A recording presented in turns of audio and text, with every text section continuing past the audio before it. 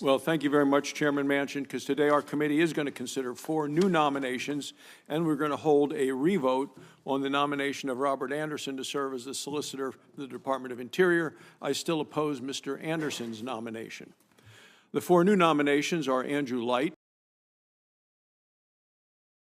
to serve as the Assistant Secretary of the Department of Energy, Shalanda Baker to be Director of the Office of Economic Impact and Diversity, and Samuel Walsh to serve as the General Counsel at the Department of Energy, as well as Tracy Stone-Manning to serve as the Director of the Bureau of Land Management.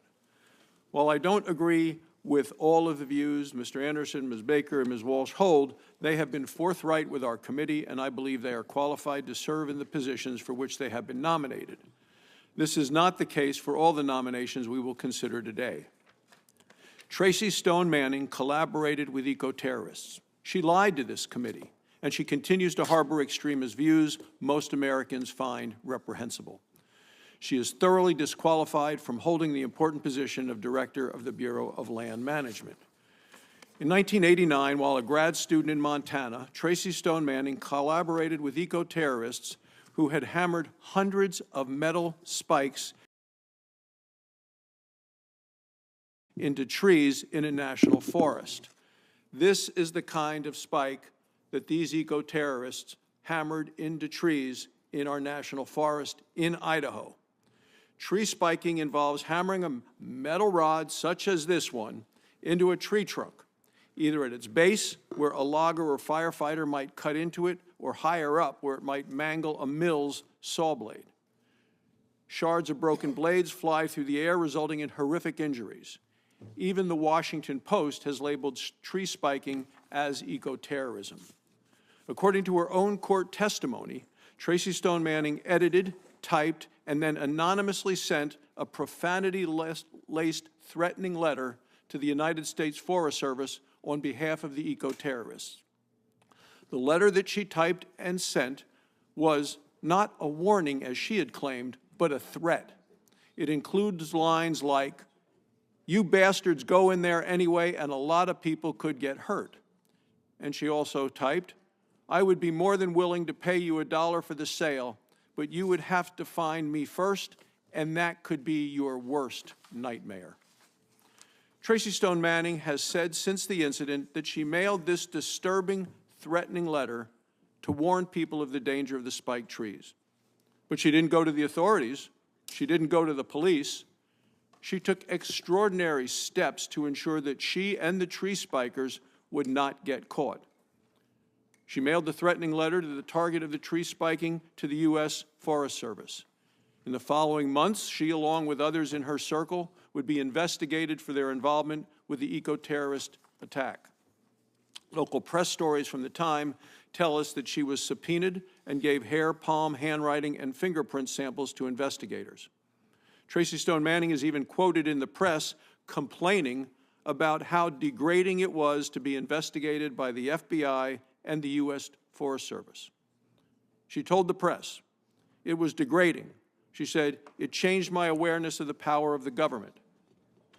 Throughout this entire time, Tracy Stone-Manning knew who the tree spikers were, and she could have gone to the authorities to identify them. She did not. She also did not cooperate with investigators. The lead investigator on the case wrote a letter to Chairman Manchin and to me in which he made clear that she did not cooperate. In fact, he referred to her as the nastiest of suspects. He also said she not only had knowledge of the plan to spike these trees, he said she was one of the planners of the eco-terrorism. The investigator wrote to us, he said, "It became clear that Ms. Stone-Manning was an active member of the original group that planned the spiking of the post office timber sales." Now, this is in a letter we got since her initial hearing in this committee.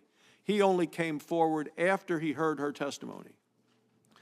In an interview with E&E News, one of the convicted tree spikers confirmed, again, this was after the hearing that we had here in this committee where she was under oath, confirmed that Tracy Stone-Manning knew of the plan to spike the trees, in his words, well in advance.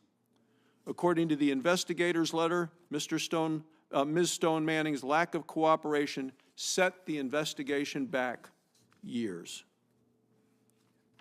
Eventually, Ms. Stone-Manning was identified and received an investigation threat letter.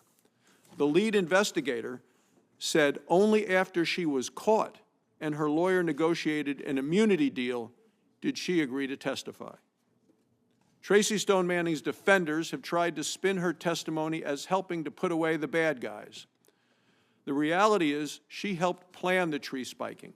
She covered up the terrorist activity for years.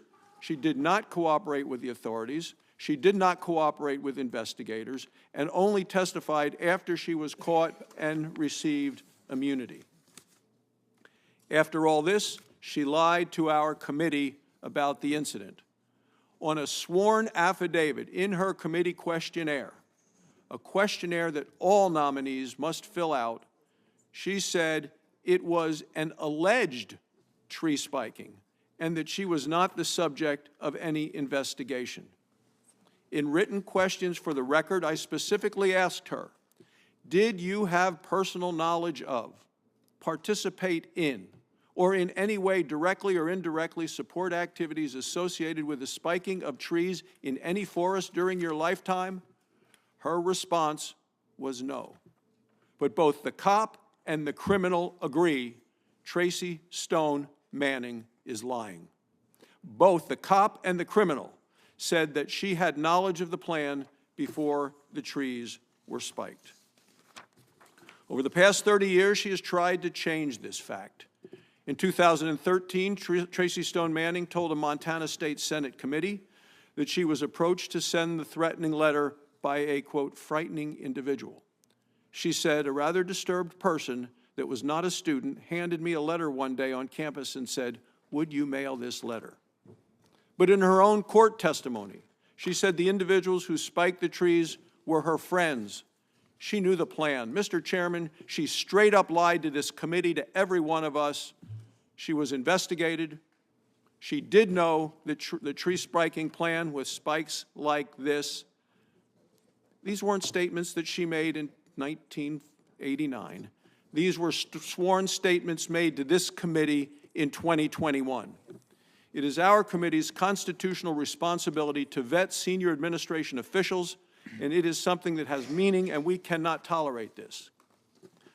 Bob Abbey, who was the director of the Bureau of Land Management under former President Obama, said her actions, quote, should disqualify her from leading this important agency. A Biden administration official told NBC News that this nomination was, quote, a massive vetting failure. Our committee shouldn't allow or repeat that failure. It's hard to imagine a nominee more disqualified than Tracy Stone-Manning. I strongly oppose her nomination and urge everyone in this committee to do the same. Thank you, Mr. Chairman.